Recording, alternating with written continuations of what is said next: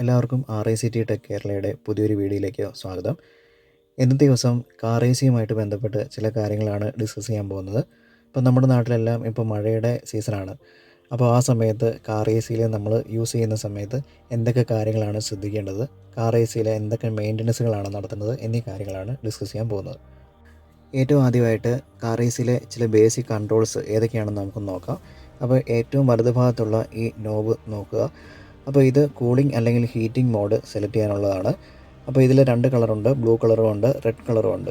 ഈ നോബിൻ്റെ ഈ വൈറ്റ് ഭാഗം ബ്ലൂ കളറിൻ്റെ അടുത്താണ് ഇരിക്കുന്നതെങ്കിൽ അത് കൂളിംഗ് മോഡിലായിരിക്കും.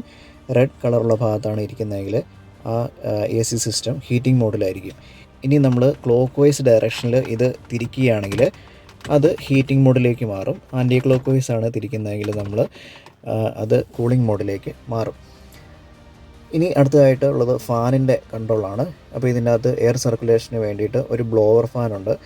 അത് 12 വോൾട്ട് DC വർക്ക് ചെയ്യുന്നൊരു ഫാനാണ്. അപ്പോൾ ആ ഫാനിൻ്റെ സ്പീഡുകളാണ് ഈ കാണിച്ചിരിക്കുന്നത്. ഇപ്പോൾ ഈ പൊസിഷനിൽ ഫാൻ ഓഫായിരിക്കും. നമ്മൾ വലത്തോട്ട് തിരിക്കുന്നതനുസരിച്ച് ഫാനിൻ്റെ സ്പീഡ് കൂടിക്കൂടി വരും. ഇനി അടുത്തതായിട്ട് ACയുടെ ബട്ടണാണ്. ഇത് സ്വിച്ച് പ്രസ് ചെയ്യും. അടുത്തതായിട്ട് ACയുടെ സ്വിച്ചാണ്.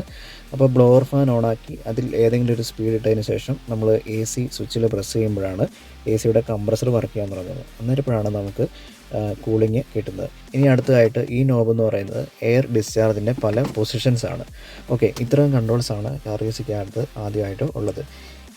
മഴക്കാലത്ത് നമ്മൾ കാർ യൂസ് ചെയ്യുമ്പോൾ നമുക്ക് അനുഭവപ്പെടുന്ന ഒരു പ്രധാനപ്പെട്ട പ്രശ്നം എന്ന് പറയുന്നത്, നമ്മൾ പുറത്തു നിന്ന് കാറിനുള്ളിലേക്ക് കയറുമ്പോൾ നമ്മുടെ ചെരുപ്പിനടിയിൽ നിന്നുള്ള ചെളിയും വെള്ളവും എല്ലാം ഈ കാറിനുള്ളിലേക്ക് വരും.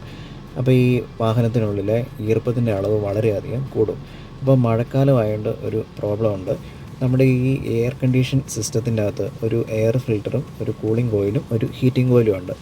അപ്പോൾ AC വർക്ക് ചെയ്യുന്ന സമയത്ത് ഈ ക്യാബിനറ്റിനുള്ളിലെ എയർ വലിച്ചെടുത്തതിന് ശേഷം അത് ഫിൽട്ടർ ചെയ്യുന്നു. അതിനുശേഷം അത് കൂള് ചെയ്യുകയോ അല്ലെങ്കിൽ ഹീറ്റ് ചെയ്യുകയോ ചെയ്യുന്നു. എന്നിട്ട് വീണ്ടും ക്യാബിനറ്റിനുള്ളിലേക്ക് എയർ തിരിച്ചു വിടുന്നു. അപ്പോൾ നമുക്ക് എയർ കിട്ടുന്ന 2 പോർട്ടാണ് ഈ പോർട്ട്. അപ്പോൾ ഇപ്പോൾ ഫാനിൻ്റെ ഒരു രണ്ടാമത്തെ സ്പീഡ് ഞാൻ ഇട്ടിട്ടുണ്ട്. AC ഓഫാണ്. പക്ഷേ എന്നിരുന്നാലും ഇത് ക്യാബിനറ്റിനുള്ളിലെ എയർ വലിച്ചെടുത്തതിന് ശേഷം ഫിൽട്ടർ ചെയ്തിട്ടുള്ള ആ എയറാണ് നമുക്ക് കിട്ടുന്നത്. അപ്പോൾ മിക്ക കാറുകളുടെയും AC സിസ്റ്റത്തിൻ്റെ ഒരു പ്രധാനപ്പെട്ട പ്രശ്നം എന്ന് പറയുന്നത് ഈ ഇവാപ്പറേറ്റർ കോയിൽ അല്ലെങ്കിൽ കൂളിംഗ് കോയിൽ എന്ന് പറയുന്നത് ഭയങ്കര ബ്ലോക്ക് ആയിരിക്കും. അപ്പോൾ ഈ ചിത്രത്തിൽ കാണിച്ചിരിക്കുന്ന പോലെ ഒരുപാട് പൊടിയും ചെളിയൊക്കെ വന്നിടിഞ്ഞ് ബ്ലോക്ക് ആയിട്ടിരിക്കും. അപ്പോൾ കാറിനുള്ളിലെ ഈ ഈർപ്പത്തിൻ്റെ അളവും കൂടുതലാകുമ്പോൾ അവിടെ പൂപ്പൽ വരാനുള്ളൊരു സാധ്യതയുണ്ട്. അപ്പോൾ അങ്ങനെ വന്നു കഴിയുമ്പോൾ കാറിനുള്ളിലിരിക്കുന്നവർക്ക് അലർജിയൊക്കെ ഉള്ളവർക്ക് ഒരുപാട് ആരോഗ്യ പ്രശ്നങ്ങളും തുമ്മൽ അങ്ങനെയുള്ള പ്രശ്നങ്ങളൊക്കെ ഉണ്ടാകും.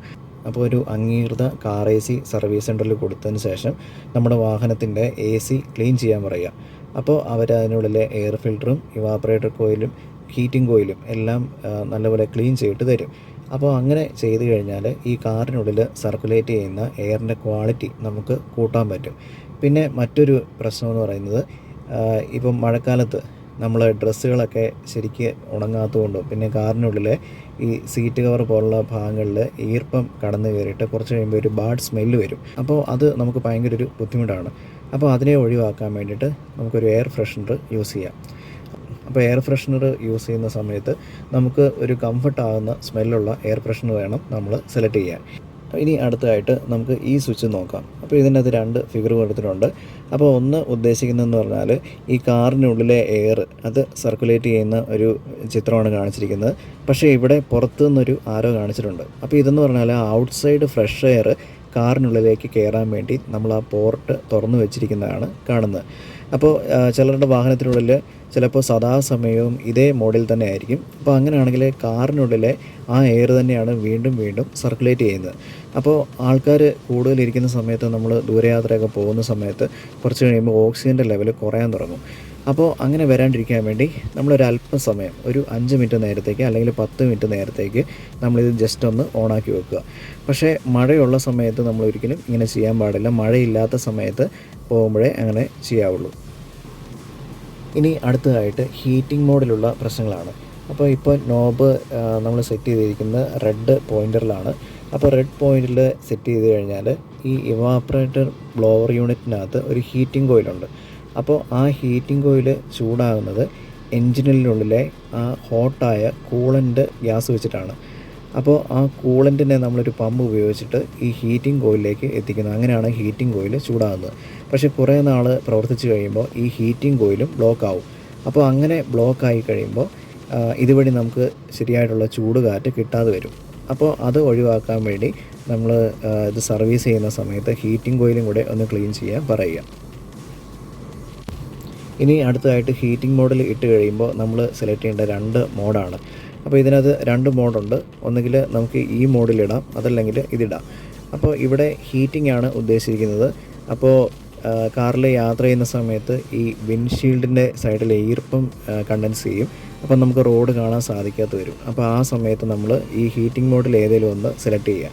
അപ്പോൾ അത് സെലക്ട് ചെയ്യുമ്പോൾ നേരത്തെ പറഞ്ഞ പോലെ തന്നെ ഹീറ്ററിൽ നിന്നുള്ള ആ ചൂട് കാറ്റ് അതാണ് ഈ ഇതിലേക്ക് വരുന്നത്. അപ്പോൾ ഹീറ്റിംഗ് കോയിൽ നമ്മൾ സർവീസിൻ്റെ സമയത്ത് കറക്റ്റായിട്ട് സർവീസ് ചെയ്തില്ല എങ്കിൽ ഈ ഹീറ്റിങ്ങിനും പ്രശ്നം വരും. അപ്പോൾ ഹീറ്റിംഗ് കോയിൽ ബ്ലോക്ക് ആയി കഴിയുമ്പോഴത്തേനും ഇത് കൂടി വരുന്ന ഹോട്ട് എയറിൻ്റെ അളവ് വളരെ കുറയും. അപ്പോൾ അതുകൊണ്ടാണ് ഈ ഹീറ്റിംഗ് കോയിൽ ക്ലീൻ ചെയ്യണമെന്ന് പറയുന്നത്. ഇനി അടുത്തതായിട്ട് മഴക്കാലത്ത് നമ്മൾ ചെയ്യേണ്ട ഒരു പ്രധാനപ്പെട്ട കാര്യമെന്ന് പറയുന്നത് വാഹനത്തിനുള്ളിൽ ക്ലീൻ ചെയ്യുക എന്നാണ്. അപ്പോൾ ആഴ്ചയിൽ ഒരിക്കലെങ്കിലും ഈ വാഹനത്തിനുള്ളിലെ കാർപ്പറ്റ് എല്ലാം പുറത്തെടുത്ത് നല്ലപോലെ കഴുകുക. അതിനുശേഷം ഈ വാഹനത്തിനുള്ളിൽ നമുക്ക് തുടയ്ക്കാവുന്ന ഭാഗങ്ങളെല്ലാം കൂടെ ഒരു നേർപ്പിച്ച ചെറു ചൂടുള്ള ഡെറ്റോൾ വെള്ളം കൊണ്ട് നമ്മൾ നല്ലപോലെ തുടയ്ക്കുക. കാരണം ഈ വാഹനത്തിനുള്ളിൽ മഴക്കാലത്ത് അണുക്കൾ കൂടുതലായിട്ട് പെറ്റ് വരാനുള്ള സാധ്യതയുണ്ട്. അപ്പോൾ ഇൻഫെക്ഷൻ വരാനും ശ്വാസസംബന്ധമായിട്ടുള്ള രോഗങ്ങൾ വരാനുള്ള സാധ്യതയുണ്ട്. അപ്പോൾ അതുകൊണ്ട് ആഴ്ചയിൽ ഒരിക്കലെങ്കിലും ഇത് ചെയ്യുക. ഇനി വാഹനത്തിനുള്ളിലെ ഈർപ്പത്തിൻ്റെ അളവ് നമുക്ക് പെട്ടെന്ന് കുറയ്ക്കാൻ വേണ്ടിയിട്ട് ഒരു മാർഗ്ഗമുണ്ട്. വാഹനത്തിൻ്റെ AC മോഡ് നമ്മൾ മാക്സിമം കൂളിംഗ് മോഡിൽ സെലക്ട് ചെയ്യുക. അതിനുശേഷം ഒരു 15-20 മിനിറ്റ് നേരത്തേന് ആ AC വർക്ക് ചെയ്യിപ്പിക്കുക. അപ്പോൾ ഈ കാറിനുള്ളിലെ എയർ AC സിസ്റ്റത്തിനുള്ളിലേക്ക് വലിച്ചെടുപ്പിക്കും. ആ എയർ തണുക്കുന്ന സമയത്ത് ആ എയറിൻ്റെ അകത്തുള്ള ഈർപ്പം കണ്ടൻസ് ചെയ്ത് വെള്ളമായി പുറത്തു പോകും. അതിനുശേഷം നമ്മൾ പതുക്കെ ടെമ്പറേച്ചർ ഒരല്പം കൂട്ടുക. ഇങ്ങനെ നമ്മൾ ഇടയ്ക്കിടയ്ക്ക് ചെയ്യുക.